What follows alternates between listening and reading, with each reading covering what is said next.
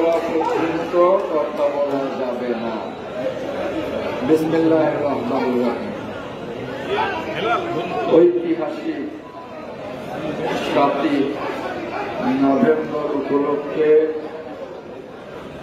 আয়োজিত টাঙ্গাইল জেলা বিএনপি বর্ণাঢ্য র্যালি পূর্ব এই সংক্ষিপ্ত সমাবেশের সংগ্রামী সভাপতি, টাঙ্গাইল জেলার নির্বাচিত সভাপতি নেতা আসাদুজ্জামান শাহীন, আজকে বিশেষ অতিথি জাতীয়তাবাদী ছাত্র দলের সাবেক সফল সভাপতি, জাতীয়তাবাদী যুব দলের সাবেক সফল সাধারণ সম্পাদক সভাপতি, বিএনপি জাতীয় নির্বাহী কমিটির প্রচার সম্পাদক জননেতা সুলতান সালাউদ্দিন টুকু, আজকে এই র্যালি পূর্ব সংক্ষিপ্ত সমাবেশের সঞ্চালক, জাতীয়তাবাদী দল টাঙ্গাইল জেলা শাখার নির্বাচিত সাধারণ সম্পাদক জননেতা অ্যাডভোকেট ফরহাদ ইকবাল সহ মঞ্চে উপবিষ্ট বিএনপি সহ সকল অঙ্গ সংগঠনের সকল পর্যায়ের নেতৃবৃন্দ, আমার সামনে উপস্থিত সমস্ত সংগঠনের সকল পর্যায়ের নেতৃবৃন্দ, প্রিয় ভাইয়েরা, প্রিয় টাঙ্গাইলবাসী, আসসালামু আলাইকুম।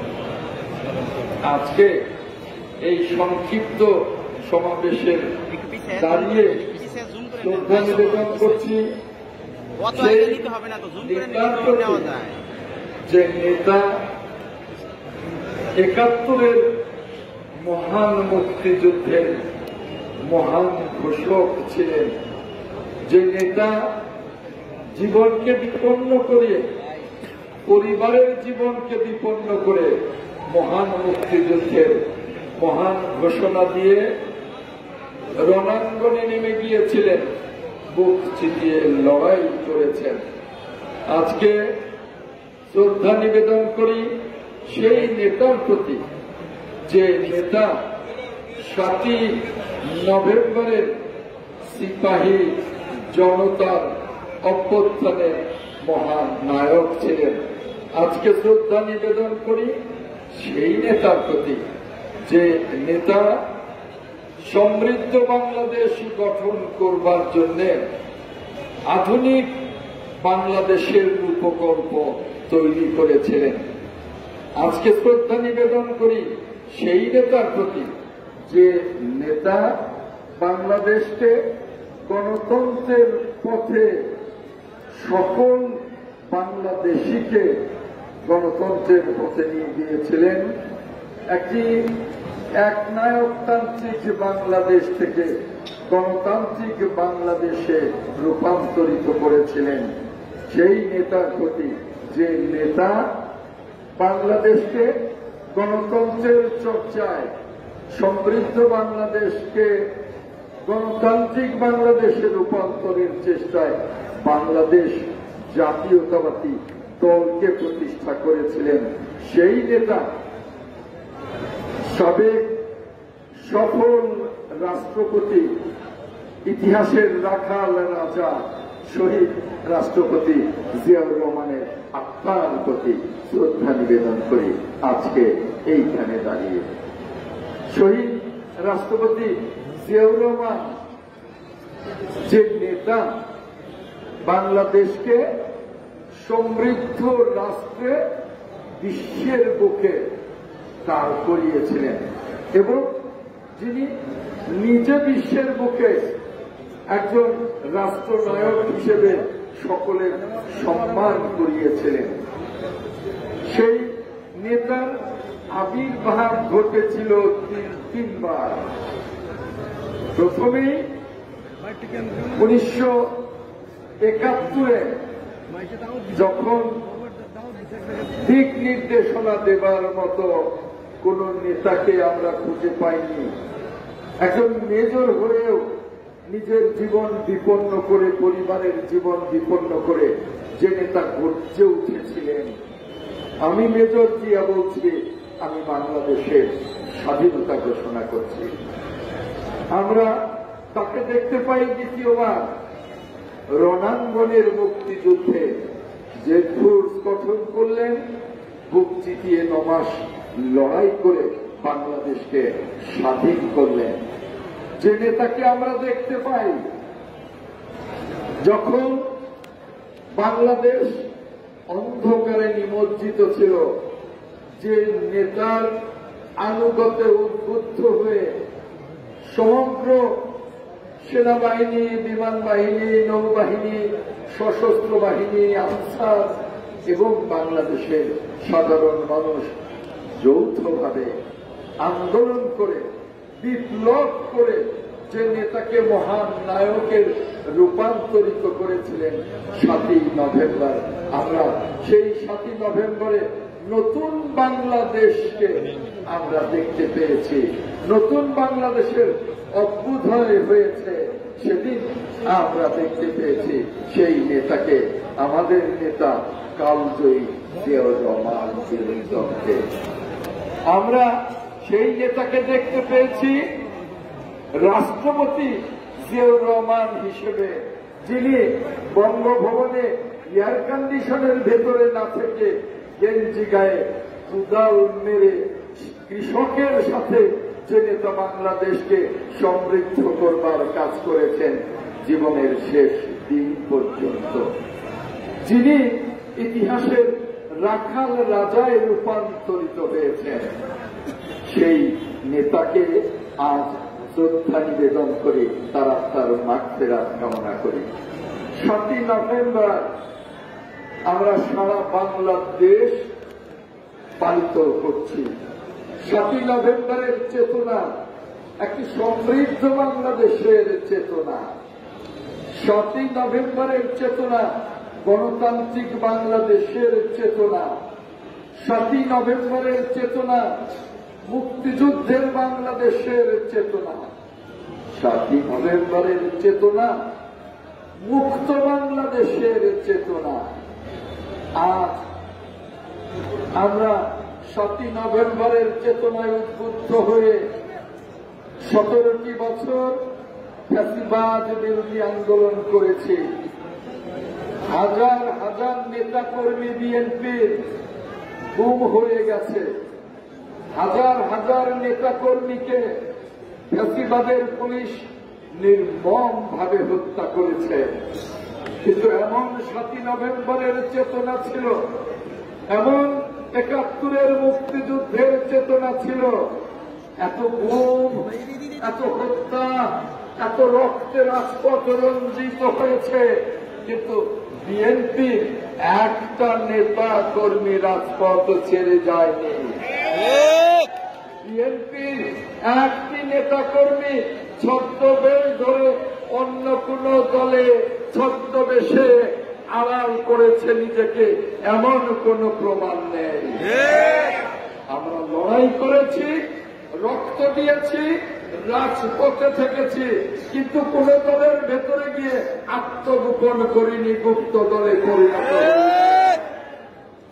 আজ দেখতে পাচ্ছি 5ই আগস্টের সকল অভ্যুত্থানের পর আমার নেতা, আমাদের বাংলাদেশের নেতা দেশনায়ক তারেক জিয়া যখন ঘোষণা দিয়েছেন আমরা নতুন করে বাংলাদেশকে গণতন্ত্রের পথে নিয়ে যেতে চাই, আর সেজন্য অনতিবিলম্বে অবাধ এবং নিরপেক্ষ নির্বাচন চাই, তখন থেকেই ষড়যন্ত্র নতুন করে দানা বাঁধছে।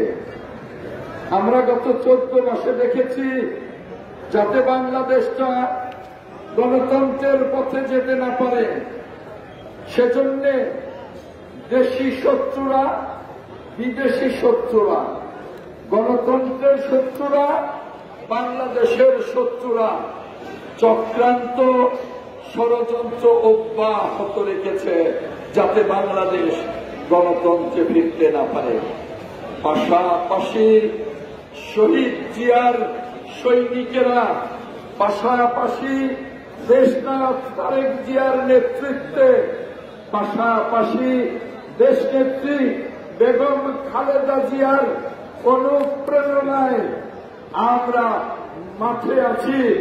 নির্বাচনের মধ্য দিয়ে গণতান্ত্রিক বাংলাদেশ কায়েমে আমরা যে প্রত্যয়ে রাজপথে আছি, সেই প্রত্যয় থেকে আমাদেরকে কেউ সরাতে পারবো না ইনশাআল্লাহ।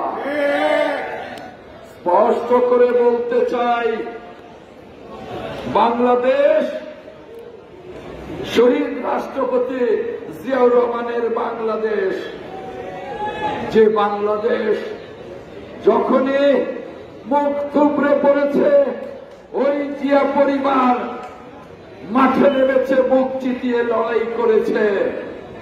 আমরা দেখেছি ষড়যন্ত্রকারীরা যখন সফল মহান রাষ্ট্রপতি জিয়াউর রহমানকে নির্মমভাবে হত্যা করেছিল, ভেবেছিল বাংলাদেশকে অন্ধকারের মুখে নিয়ে যাব, পারিনি। জিয়া পরিবার থেকে বেরিয়ে এসছে আমাদের নেত্রী, দেশ নেত্রী বেগম খালেদা জিয়া। রাজপথে 9 বছর আন্দোলন করে স্বৈর শাসকের পতন ঘটিয়ে গণতন্ত্রকে প্রতিষ্ঠা করেছিলেন। যখন আবার ষড়যন্ত্রকারীদের হাতে গণতন্ত্র জিম্মি হয়ে গেল, যখন ষড়যন্ত্রকারীদের ষড়যন্ত্রে মিথ্যে মামলায় দেশনেত্রীকে 8 বছর কারাগারে রাখা হল, তখন ওই জিয়া পরিবার থেকে বেরিয়ে এসছেন শহীদ জিয়া খালেদা জিয়ার সুযোগ্য সন্তান দেশনায়ক তারেক জিয়া। বেরিয়ে সেই ঘোষণা দিলেন, গণতন্ত্রের জন্য নিজেকে সমর্পণ করলাম, বাংলাদেশ হবে গণতান্ত্রিক বাংলাদেশ, রাজপথে থাকবো শেষ অবধি। তারেক জিয়ার নেতৃত্বে আমরা রাজপথে থেকে বাংলাদেশটাকে মুক্ত করেছি। আমরা বলতে চাই, যেখানেই ষড়যন্ত্র, সেই ষড়যন্ত্র নস্যাৎ করবার জন্য সেখানেই বিএনপি। যেখানেই আমরা দেখছি কেউ বাংলাদেশকে অন্ধকারের মুখে ঠেলে দেবে, সেখানেই টানেলের শেষ প্রান্তে আলু জেলে বেরিয়ে আসেন শহীদ রাষ্ট্রপতি জিয়াউর রহমান।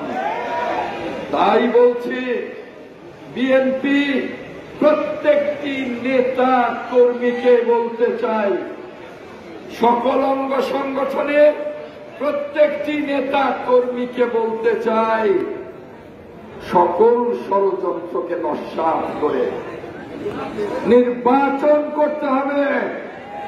সকল ষড়যন্ত্রকে নস্যাৎ করে ইনশাআল্লাহ ফেব্রুয়ারিতে নির্বাচন হবে, প্রস্তুতি নিন। 7 নভেম্বরের চেতনায় উদ্বুদ্ধ হয়ে সকল ষড়যন্ত্র নস্যাৎ করে গণতন্ত্রের অগ্রযাত্রায় আমরা নির্বাচনী ট্রেনে, নির্বাচনী রাস্তায় নিজেদেরকে আমরা নিয়োজিত করব, সকল রকমের ভেদাভেদ ভুলে। একটি কথা বলতে চাই, নির্বাচন সহজ হবে না, অত্যন্ত জটিল এবং কঠিন হবে। তাই সকল ভেদাভেদ ভুলে আসুন আমরা সকলে নির্বাচনের জন্য জনগণকে প্রস্তুত করি।